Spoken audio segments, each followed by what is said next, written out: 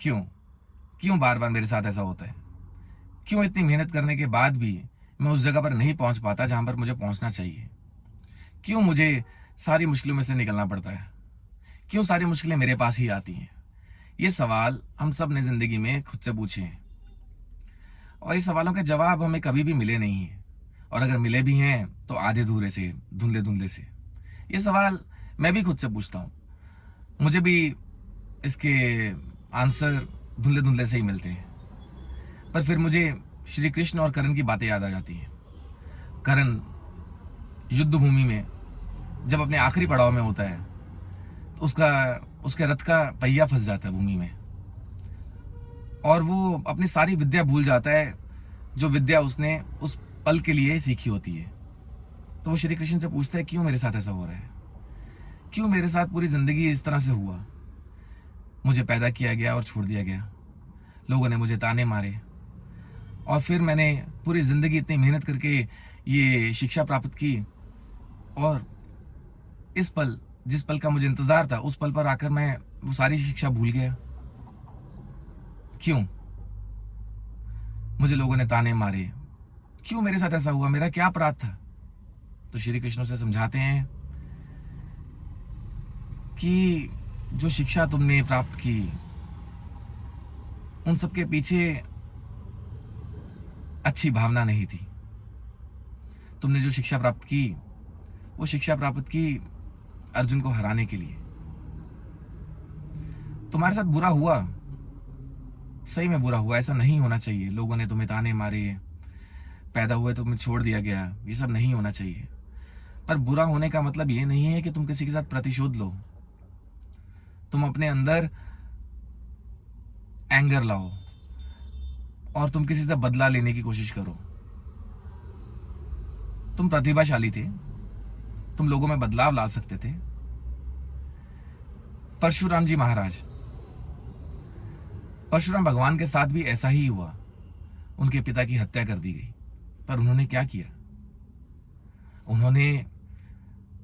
उन्होंने कसम खाई, वचन लिया कि दुनिया में जितने भी इस तरह के राजा हैं जो लोगों पे अन्याय करते हैं, उन सबको दंड देगा वो। और उसने दंड दिया। उसने उन सब लोगों को बचाया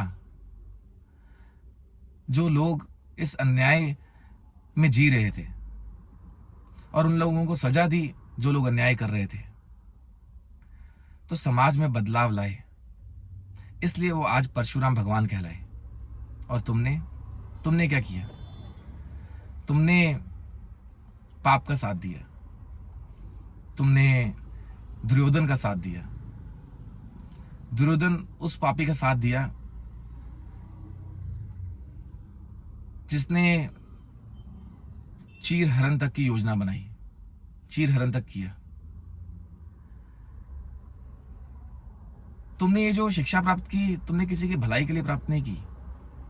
तुमने ये शिक्षा प्राप्त की, वो किसी का सर्वनाश करने के लिए प्राप्त की। और ये नियति का नियम है कि गलत चीजों के लिए प्राप्त की जाने वाली चीजें सही समय आने पर भूल जाती हैं, तुम्हारा साथ छोड़ देती हैं। ये नियति का नियम है। तुम चाहते तो तुम बहुत कुछ अच्छा कर सकते थे, तुम प्रतिभाशाली थे, तुम समाज की भलाई के लिए कुछ कर सकते थे, पर नहीं, तुमने भलाई ना चुनकर तुमने प्रतिशोध चुना।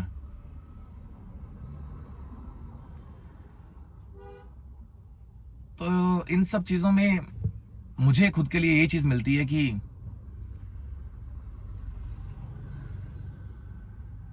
जो होता है वो हमारे डिसीजंस के कारण होता है,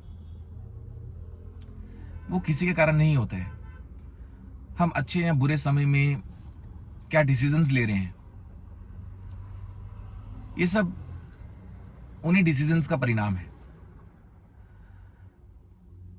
जब भी डिसीजंस लेने हो हमें अपनी लाइफ के लिए, खुद के लिए या खुद की परिवार की भलाई के लिए, तो हमें बैठकर विचार करना चाहिए कि क्या जो मैं ये डिसीजन ले रहा हूं वो मेरे परिवार की भलाई के लिए है या हमारी ईगो सेटिस्फेक्शन के लिए है या फिर किसी से बदला लेने के लिए है या फिर किसी को कुछ प्रूव करने के लिए है। जब तक हम अपने डिसीजंस के लिए खुद जिम्मेदार खुद को नहीं ठहराएंगे तब तक ये सवाल हम खुद से पूछते रहेंगे। ये हमारे ही कर्म है जो हमारे सामने आते हैं, तो अपने कर्मों पे ध्यान दीजिए, नियति पे नहीं।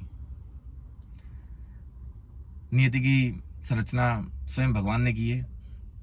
वो ऐसा क्यों करता है? क्योंकि आप ऐसा करते हो। भगवान को जिम्मेदार मत ठहराइए, किसी दूसरे को जिम्मेदार मत ठहराइए, खुद को जिम्मेदार मानिए अपनी गलतियों का। और समय अभी गया नहीं है,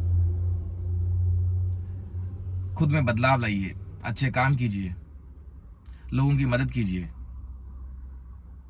जिंदगी अभी बाकी है मेरे दोस्त।